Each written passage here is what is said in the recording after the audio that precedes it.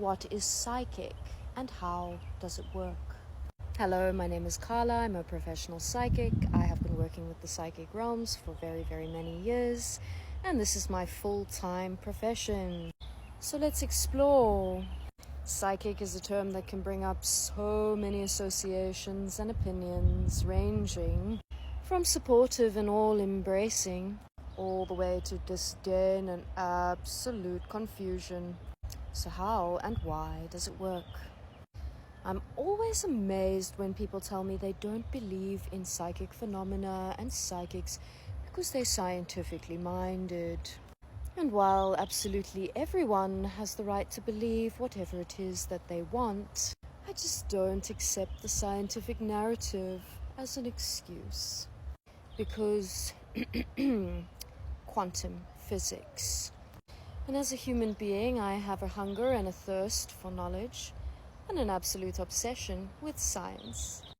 But knowledge has no basis without wisdom.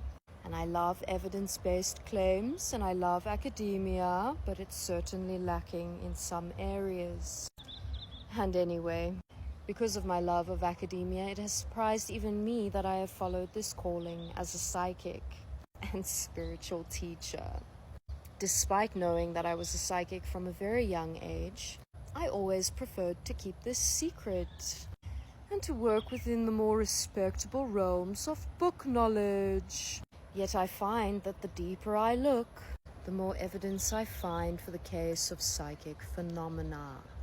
As a practicing psychic, I can of course only speak about what this word and this term means for me on a personal level. And so I must acknowledge there may be psychics out there who have a slightly different understanding.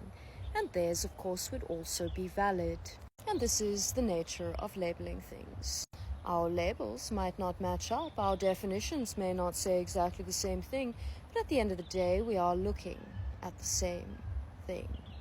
It is also important for me to note here that while I have a great interest in math and science, I am not a mathematician nor a scientist. And so if you are, and you find flaw in my argument, I urge you to reach out because I'd love to hear about it. Please do email me or even comment below, send me some, texts, references, because I always like to learn and grow and expand. So let us begin with what psychic ability is not. And from my experience with many clients over many, many years, I can say that these are truly stemming from many of the misconceptions out there. Being psychic does not mean that you know everything. This idea would defy the very mysterious nature of our universe. And while there is much that we can know, and there is much that we can hypothesize around and discover, there will always be a sense of mystery to this great universe, as there should be. Being psychic does not give one power over another, although my experience has shown that many people are willing to give their power to you. Power cannot be taken, it can only be given. Just because someone is psychic does not mean they will always be right. Anyway, right is an opinion of different individuals, and it changes from individual to individual. A psychic can only offer you their opinion of what energy they are reading. This is particularly the case when looking at future predictions. An individual has agency, choice, and power in changing their future outcomes. They have free will. And so the future is always changing. Just because someone is psychic does not mean they are not human. At the end of the day, energy can be misread or even misinterpreted. The continued practice with working with psychic realms allows someone to gain a lot of experience and to get better at interpreting energy. However, miscommunication is always possible. So here is my personal definition of what a psychic is. Someone who is able to pick up subtle energy that others have learned to block out. Or someone sensitive who is able to tap into streams of consciousness to derive answers and information that they could not otherwise have known. Here's the Oxford Learner's Dictionary definition. A person seeming to have strange mental powers and to be able to do things that are not possible according to natural laws. It is interesting the use of the words not able to be explained by natural laws, because again, quantum physics.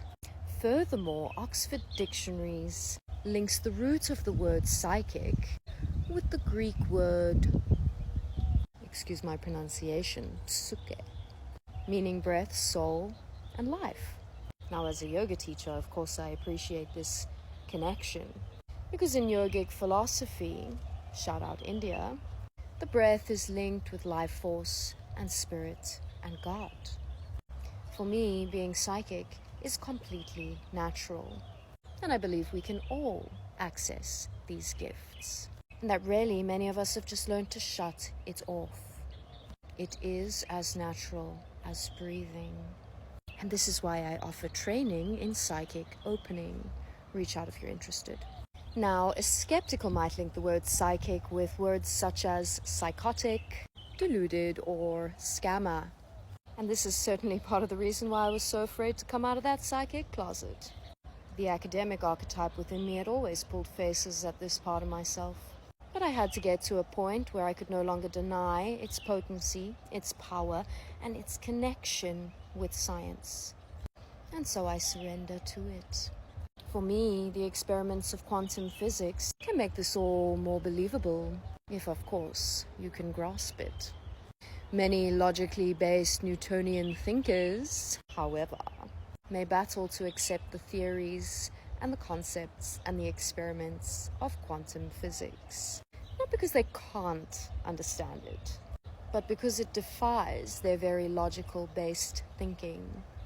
It simply does not match with their view of the world. And at the microscopic level, Newtonian physics completely breaks down. And strange, seemingly impossible things seem to happen. The famous double slit experiment, for example, demonstrates that a particle acts like a wave until it is observed, and then it begins to act like a particle, which is of course what the viewer expects.